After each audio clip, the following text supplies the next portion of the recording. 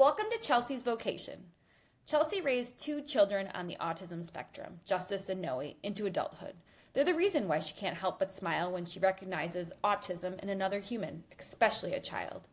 Chelsea spent almost 2 decades studying this neurotype as a parent professional, learning how to better adapt her own behavior and the environment around autistic children to both encourage and foster their development. She hopes through this podcast that you might better understand how neurotypical people process your neurology if you're autistic, or how to better yourself as someone who values autistic humans and your relationship with them. Chelsea is a lifelong learner and expects you are too.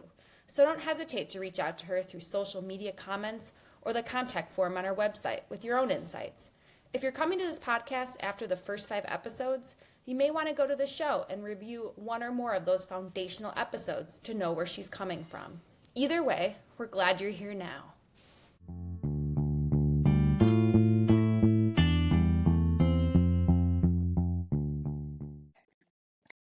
Back when my 2 now young adult children were diagnosed with autism 20 plus years ago, none of the talk was around college.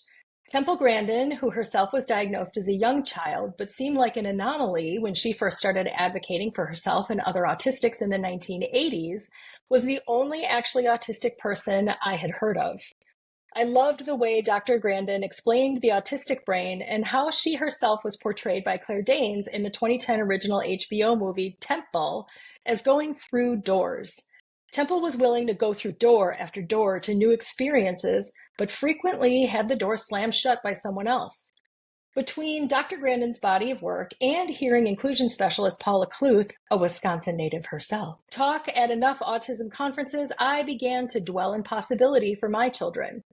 What community could they find if they went through new doors? What would it take to get them ready for life after secondary school? And how could I prepare that community to welcome them in all their neurospiciness? What skills did they possess that could be employable? By the time my son was midway through high school, I knew he enjoyed and excelled at making digital art. It seemed like a potential career track, so his educational team dove into preparing him for some form of continuing education. We already had a functioning post-secondary transition plan, or PTP, in place, and we tweaked it to incorporate community-based services during his 18 to 21-year-old transition program. He began a dual enrollment program his senior year of high school and continued on through our county's community college until he received his technical certificate in desktop publishing and digital production at age 21. My youngest seemed determined to go to college from an early age and demonstrated great capabilities in music. Noe had always run through doors without much preparation, which, while incredibly brave, has caused some hardship. College was much the same for Noe, who graduated with their Bachelor's of Art in Music from a traditional 4-year program 2 years ago. What I learned as a parent supporting students with IEPs going into college is that there are a lot more considerations about post-secondary education than simply go or no go. First of all, know that your student's IEP will likely be boiled down to a 1-page accommodation plan, which will have to be the student's responsibility to deliver to instructors. Know that your student must access the support services they need independently in order to complete their coursework on time and delivered in full. These services will not come to them, and there is no need for any instructor to accept an incomplete or late assignment. Make sure your learner knows how and when to ask questions and of whom. Make sure they understand their disability and how to advocate for themselves, but again, within the specific parameters of their accommodation plan. I'm not telling you as a parent that you and your autistic learner shouldn't be dwelling in possibility. I'm telling you that there's a reality to the collegiate experience which is radically different from high school. College shouldn't be the end-all be-all or the gold standard for all humans. But if that's where you think you're heading, then I can't think of a better person to help you get your head and heart right than today's podcast guest, Emily Racklaw. I have to read some of her bio to you in case you're not the sort of listener who dives into the episode description. So here we go. Emily is the director of On Your Mark, a college success program for neurodivergent students at Marquette University in Milwaukee, Wisconsin. With nearly 20 years of experience, she specializes in disability services, executive functioning, and inclusive design. A disabled and neurodivergent professional herself, Emily reframes disability as a valued identity and leads a team providing mental health, academic, and independent living support. Welcome, Emily. Hi, everybody. My first set of questions I shared with you was trash, which I didn't really realize until we had a conversation before we decided to record today. So I appreciate you helping me realize the answer will always be it depends. So let's say, Emily, that a parent of a neurodivergent transition age learner, which begins at age 14 per Wisconsin education guidelines, or 16 per the Federal Individuals with Disabilities Education Act, or IDEA, and goes through 21. If this parent really believes that college is the next step for their child, what would you encourage them to consider? The first question I would have is that the next step that your learner wants, right? Ooh.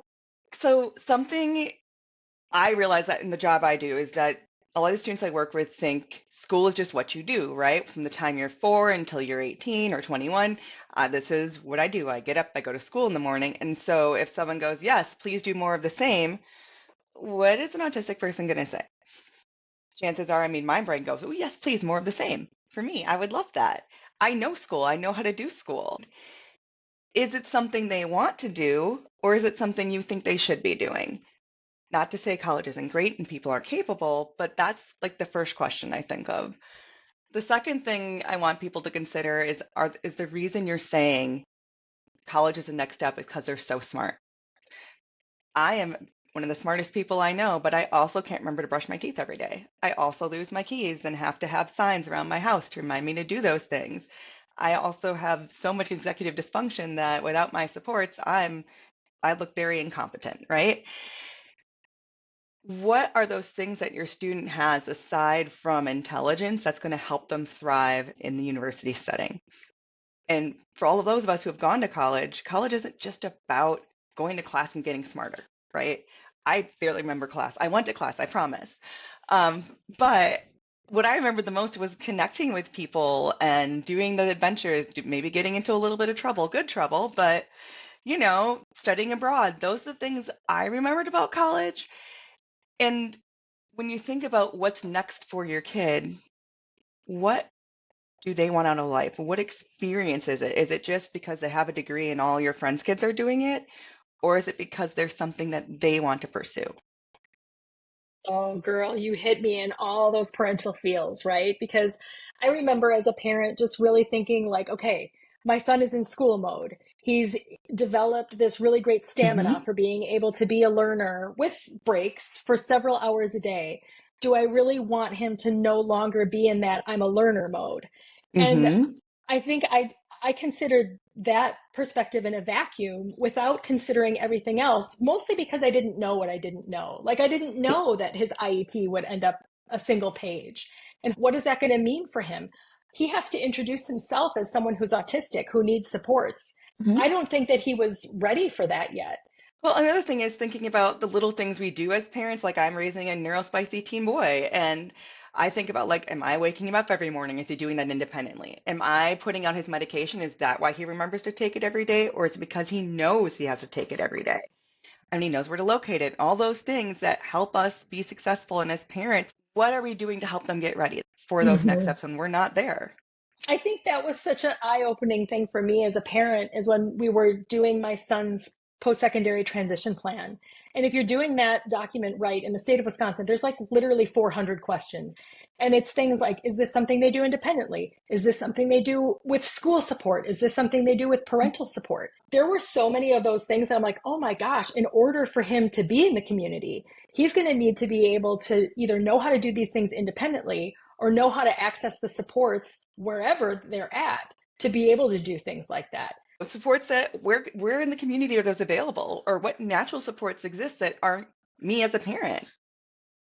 Yeah, that's it was really interesting to realize I can't be in the classroom with him, you know. His accommodation plan allowed for a note taker, but the reality was if no student came forward in that class to be a note taker, there was no one to take notes. And me and mom, I will, I'll come in and take notes. They're like, you're not a student. You ain't gonna be in that classroom. I mean, the good news is now most of that is done through technology, so hooray. God bless technology, right? But then, of course, the next question for my learner would be, can you access the technology? You know, do you Hmm. know where to get that? Because I can't chase that down for you. That's yours, Right. son. And then once they give you access to it, what are you doing to make sure you know how to use it? Are you taking those steps of saying, I tried this, I can't figure it out, and knowing what questions to ask to elicit the support you need? And of course, my son didn't go to a traditional 4-year program, went to a community college, did well in it because all of the classes he was taking were aligned with his interest in digital Hmm. art. But if the class was, say, supposed to go from 1 to 4 p.m., and the instructor said, hey, you know what? You guys have a big project to get ready for. I'm going to teach until 2:30, and then you guys are welcome to do whatever else you need to finish this project. And so my learner's like, okay, texting mom, 2:30, come pick me up. I'm done.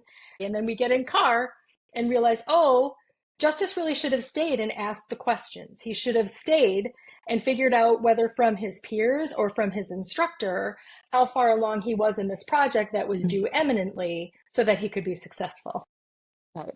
Or what I see a lot of when professors have to change the timing in the syllabus because, whatever, like it got too cold here because it's Wisconsin and class had to be canceled, or, people are human and sometimes emergencies come up and they have to move things and then their whole plan falls apart. What supports and what strengths do our students have so that they can be successful in those areas without us interrupting or being the ones who are running behind with the broom to clean it all up? So now I want to kind of switch gears a little bit because Hmm. I'm going to reframe this as a parent of Noe, of my youngest. Kind of back to your experience, Emily. Noe's college experience really ultimately was about connection. They didn't go into college thinking that, but they really became a social being in college, which was pretty fascinating because the pandemic happened, 3/4 of the way into Noe's freshman year. Yep. And everything was virtual, even though back on campus. So super disconnected. But anyway, Noe became a social person, started to form connection in college. Now, when I hear about the way that you're talking about how On Your Mark works for neurodivergent students at Marquette, I would imagine that some of the supports that Noe had access to were similar to On Your Mark. What are some of the things that are unique to students going into Marquette through the On Your Mark program that they might be able to access to help them make that adjustment from being a high school student to being a college learner? Yeah, so first, I just want to clarify students have to get into Marquette independently before they can apply for On Your Mark. One of the things that the students have shared is that there's somebody who's kind of, I guess, like a smart speaker, and there's somebody who knows what's happening. There's someone who knows what to do. There's always someone I can go to, and I know they're going to be there, and they can answer that question for me. There's a built-in community of people that have similar brains and maybe similar interests, and they don't have to worry about always being perceived by somebody who might have like maybe a not so positive reaction, right? I think the biggest thing we offer is consistency. Marquette has some wonderful supports available in general, but having somebody who you're going to meet with every single week, who understands you, knows you well, knows your syllabi, knows what you have going on in the world, plus that therapist who's going to be there to connect with you and help you with anything that's not directly academic. I tell people I want to be a peer mentor when I grow up. Someone who knows what's happening on campus, someone who knows like where to eat, how to do laundry. When I was in college, it was quarters, and now it's like you got to use your phone. There's an app, there's everything else, but having those peer mentors that do that is wonderful. We have social programming. Some students are super into traditional college programming, and some students are like, I'd rather just be a satellite socializer, and are there things that I can do and engage in? And we offer that in our space. Also, I think the best part is we have a dog, and she's mine. But our therapy dog, Raven, literally students will be like, is Raven here today? I didn't really want to talk to you. I wanted to see Raven. Can I take her outside? Can I pet her? And then she acts like she's never got pet in her life. Right. Ugh. Not only is it about adjusting to college, it's about preparing students for what comes next, because college is 4 short years. And it's every semester 16 weeks. 16 times 2 is 32. 32 times 4 is 128. You have 128 weeks to get your life together. 128, Oh, that's it.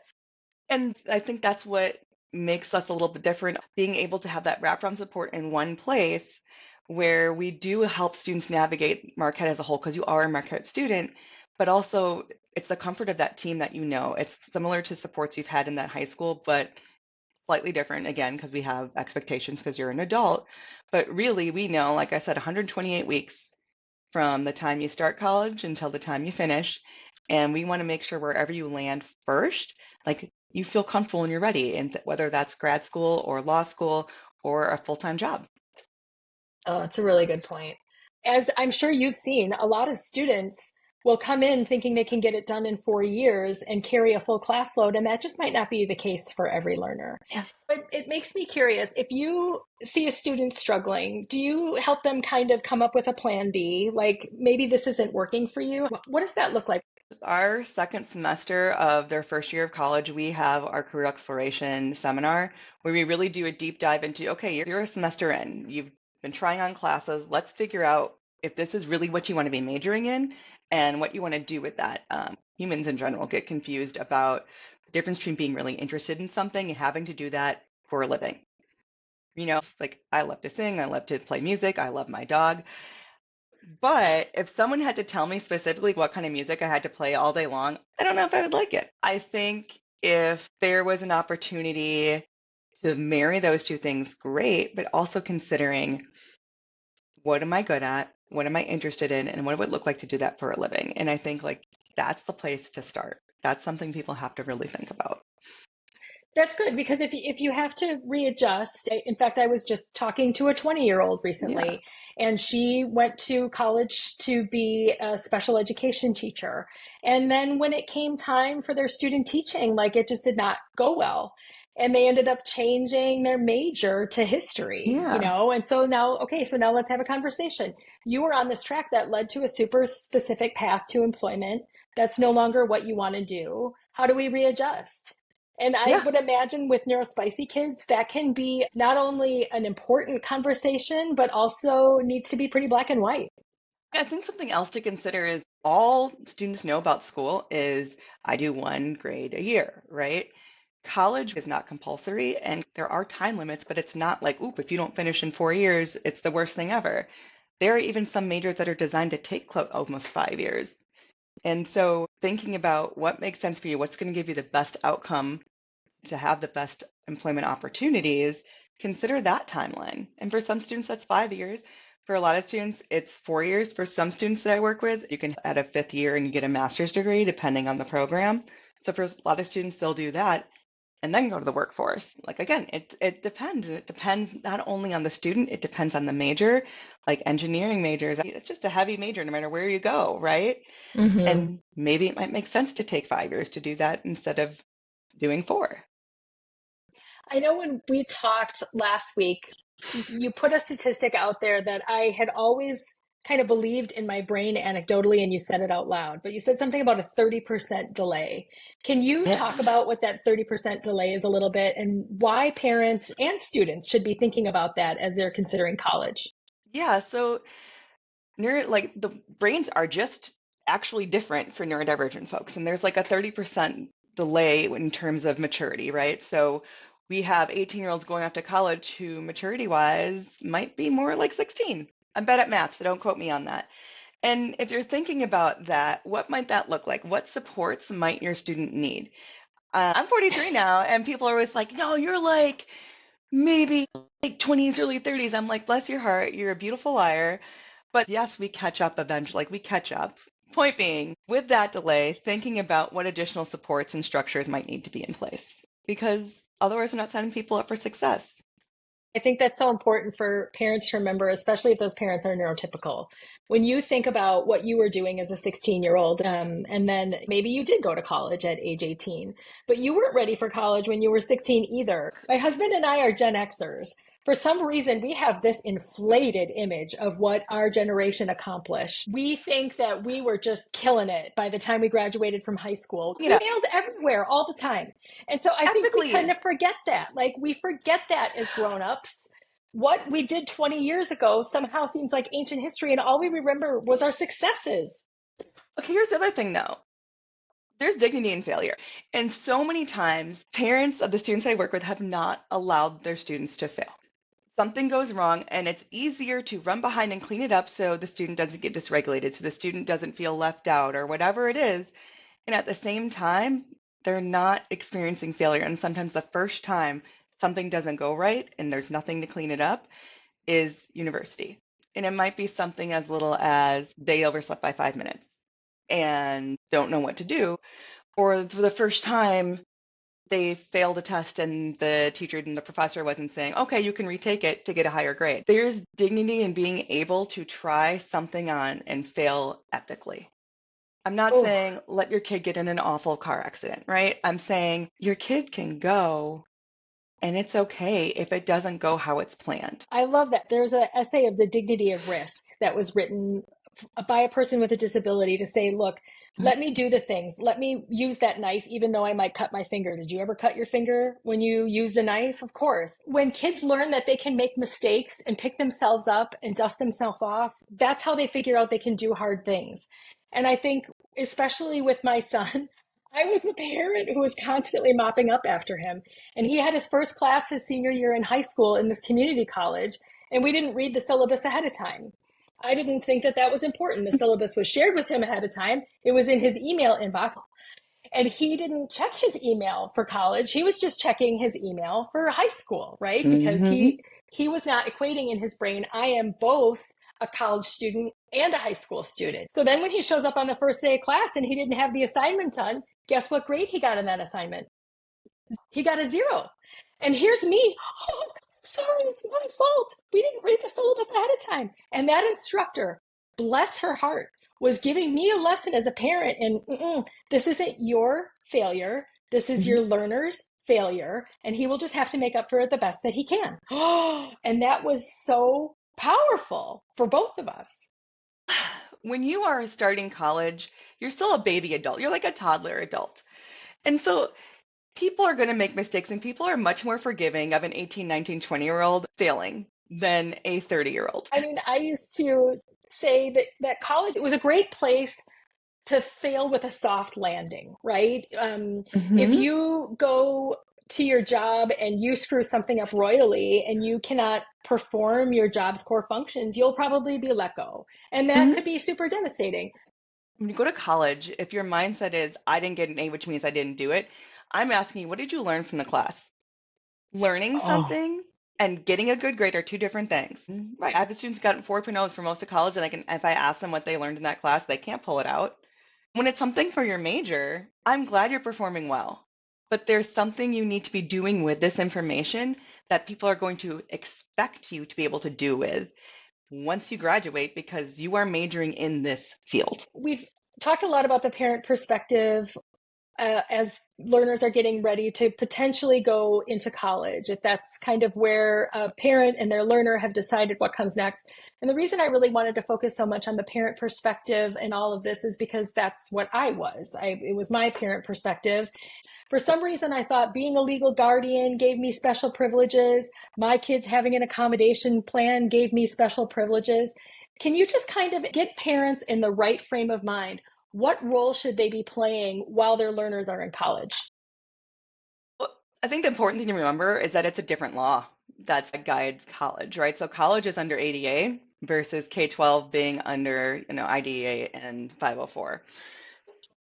I think the biggest thing to remember is that you can't be the co-pilot. You should definitely not, absolutely not email your students' professors. That is embarrassing for them, but also does not give a good perception of your student to the professors. But more than that, your role is moving into more of a sounding board. I still call my parents on a regular basis, and I don't need them to solve my problem. I just want them to listen to me. And so when your kid calls you and says, because this is probably going to happen, oh, I didn't turn in my accommodations for that test on time. Okay, what are you going to do about that? Yes, you better do the best you can. You knew what you were supposed to do and it didn't happen. So what are you going to do now? What are you going to do when Mm, this happens? Because things are going to go wrong. So it's a good way for you to go from co-pilot to coach to kind of say, that's tough. Tough loss. Now what do we do? I want to do one more thing. I have this highlighted in my notes from our conversation before, and I Yeah. thought this sentence was amazing. You said we need to stop shoulding our kids. Yes. Okay. Something to remember is that just because your friends' kids are going to school or they should be able to do these things next, stop shoulding. Your kid has always been different. Your kid has always needed more supports and always needed to maybe done things differently. Why should they suddenly do something the same exact way as their neurotypical peers? That's just a good thing to remember, especially for all of like the parents like me. My husband and I were kind of first generation college students in our family. And for some reason that was like, okay, that's what everyone should be doing now, henceforth. And that was before Mhm. my children were born. Once they were diagnosed as being on the spectrum, and that wasn't part of the conversation, I hadn't really thought about it when they were younger. But then as it became a possibility, I'll be Mhm. honest, there was nothing I wanted more than for them to go to college. And that isn't the way all the time. It's not. Meanwhile, for those students who that is the way, I'm so glad to know that there are programs like On Your Mark and there are humans like you who will give them their best chances for success.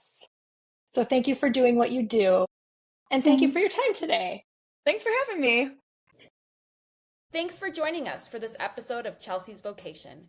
We hope it was valuable to you. If it was, we'd appreciate you sharing it with someone, reviewing it, and/or rating it. Subscribe to the podcast to be notified when new episodes are published. We wish you the best as you learn, maybe unlearn, and do better for yourself and those around you. Chelsea encourages you to be gentle with yourself, be gracious with others, and be protective of your own and others' dignity. Until next time, take care.